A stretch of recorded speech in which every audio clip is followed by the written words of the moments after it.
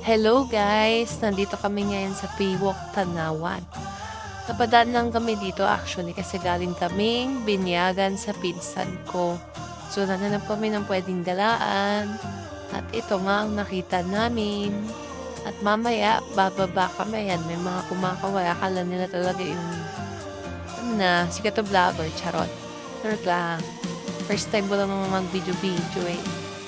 Ayan, bumaba na ako at ang aking asawa at ang yoyoy namin. Ayan, natuwa si yoyoy, oh.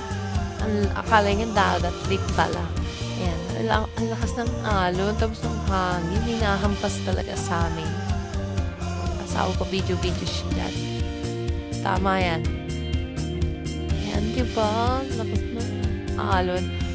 Tapos yan yung ate ko, si yoyoy. Takot pa yan, kanina ayaw pa bumaba.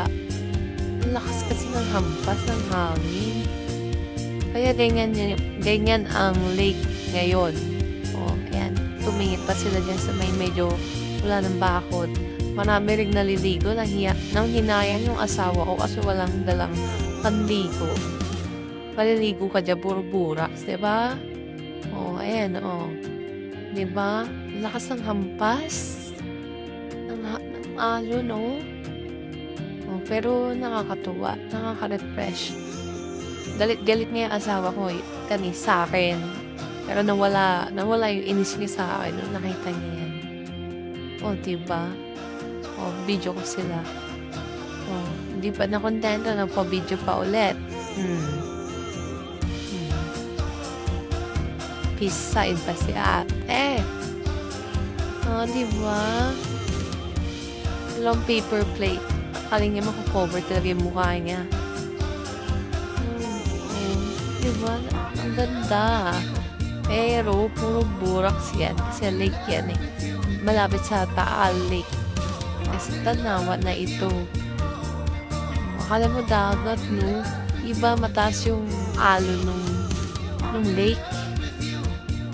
Ayan, oh. Pag hinampas ka yan sa mukha, ewan ko na lang. Tago ka pa yoyoy, ha? Oo. Diba? Maganda siya. Nakaka-relax. Kami ng anak kong si yoyoy. Akala ko picture. Video pala.